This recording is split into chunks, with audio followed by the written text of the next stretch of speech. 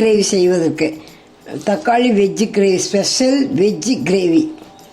தக்காளி 4, வெங்காயம், கரம் மசால் 1/2 டீஸ்பூனு, இஞ்சி பூண்டு 1 டீஸ்பூன், மிளகாத்தூள், ஜீரகத்தூள், மிளகாத்தூள் 1 ஸ்பூனு, ஜீரகத்தூள் 1/2 ஸ்பூனு, இது பட்டை, லவங்கம், ஏலக்காய், நடக்கடலை 1 ஸ்பூனு, கசகசா 1 ஸ்பூனு, இது 4-5 முந்திரி பருப்பு, இது கொத்தமல்லி தூள், இது பூசணிக்காய் விதை.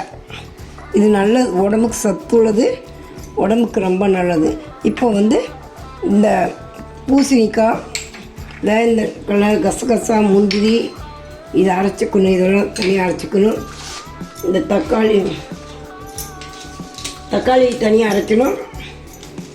அதுக்கப்புறம் வெங்காயம் தனியாக, இதெல்லாம் அரைச்சிட்டு வந்துடலாம். ஆரம்பிக்கலாம். ஒரு 3 ஸ்பூன் எண்ணெய் ஊற்றிருக்கேன்.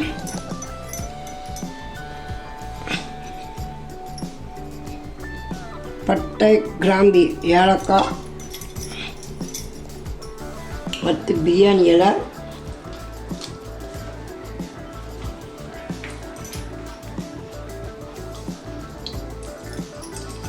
தக்காளி, அரைச்ச தக்காளி,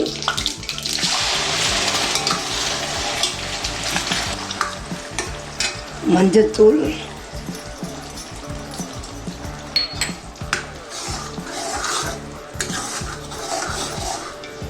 இஞ்சி பூண்டு பேஸ்ட்டு,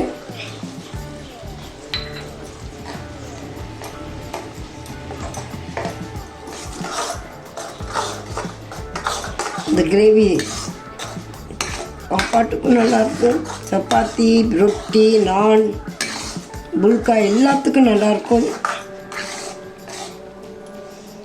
இந்த ஸ்பெஷல் கிரேவி, வெஜ்ஜு கிரேவி, வெங்காய பேஸ்ட்டு,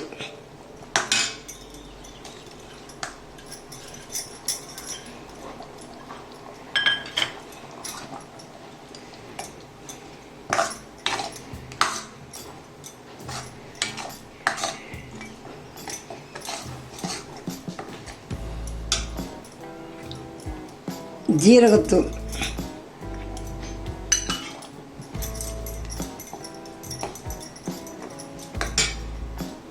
கொத்தமல்லி தூள், அடுத்து மிளகாத்தூள்,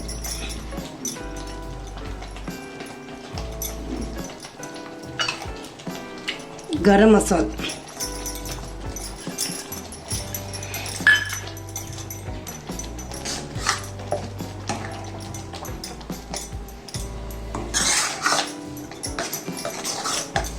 முந்திரி, கசகசா, அந்த பூசணி விதை இதெல்லாம் அரைச்ச, கொஞ்சம் நடக்கல 1 ஸ்பூன், இதெல்லாம் அரைச்ச கிரேவி.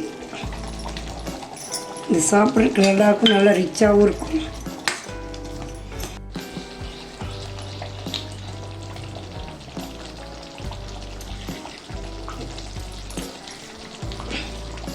அப்புறம் கொஞ்சம் கொத்தமல்லி போட்டுக்கலாம். நல்லா ஆயிடுச்சு கிரேவி. கடைசியாக கொஞ்சம் வெண்ணெய் போட்டுக்கணும், கொஞ்சம் ரிச்சாக இருக்கும். அவ்வளோதான், முடிஞ்சது.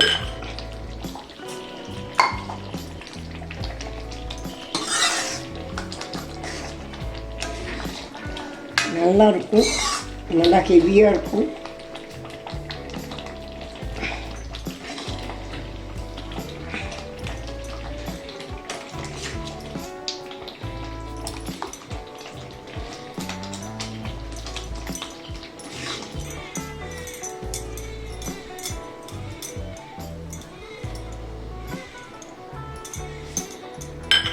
நல்லாயிருக்கும். சாப்பிட்டு பாருங்கள், சாப்பிட்டு பாருங்கள்.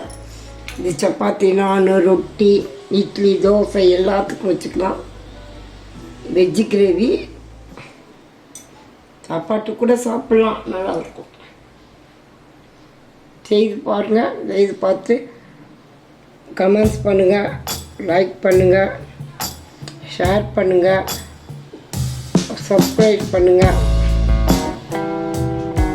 ஸ்பெஷல் தக்காளி ஆனியன் வெஜ் கிரேவி.